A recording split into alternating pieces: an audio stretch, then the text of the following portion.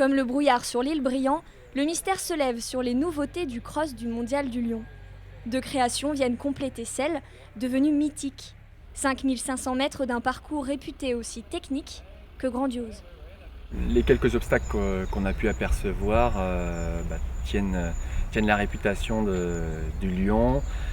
Comme nouveauté, on notera notamment le violoncelle qui, je pense, va attirer toutes les attentions, ainsi que le dormeur qui est situé sous les deux cèdres, qui sont les deux grandes nouveautés en termes de construction d'obstacles. C'est un cross assez long, c'est effectivement pour des jeunes chevaux la première fois qu'ils vont courir sur ce format d'épreuve avec une distance aussi longue.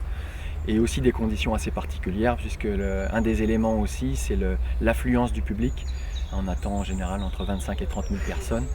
Et quand il y a autant de public situé à l'approche des obstacles, c'est vrai que les chevaux qui restent des jeunes chevaux de 6 et 7 ans sont assez impressionnés la première fois.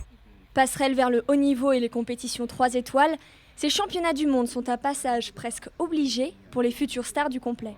Et les meilleurs cavaliers le plébiscitent pour des raisons simples. Il y a le cadre. L'île Briand, c'est quand même quelque chose d'extraordinaire.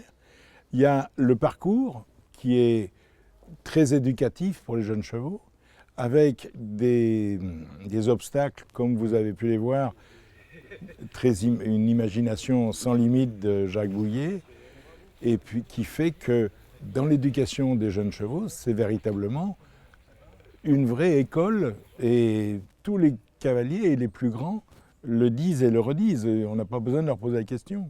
Ils ont besoin d'emmener leurs jeunes chevaux de valeur faire le mondial, parce que c'est là où, comme l'a dit, je ne sais plus qui l'avait dit, ou Arnaud Boiteau, mon cheval a appris en une journée beaucoup plus que pendant une année. Nicolas Touzin, Andrew Nicholson ou Thomas Carlyle, double tenant du titre l'an passé, ont déjà répondu présent pour le coup d'envoi, donné le 16 octobre prochain.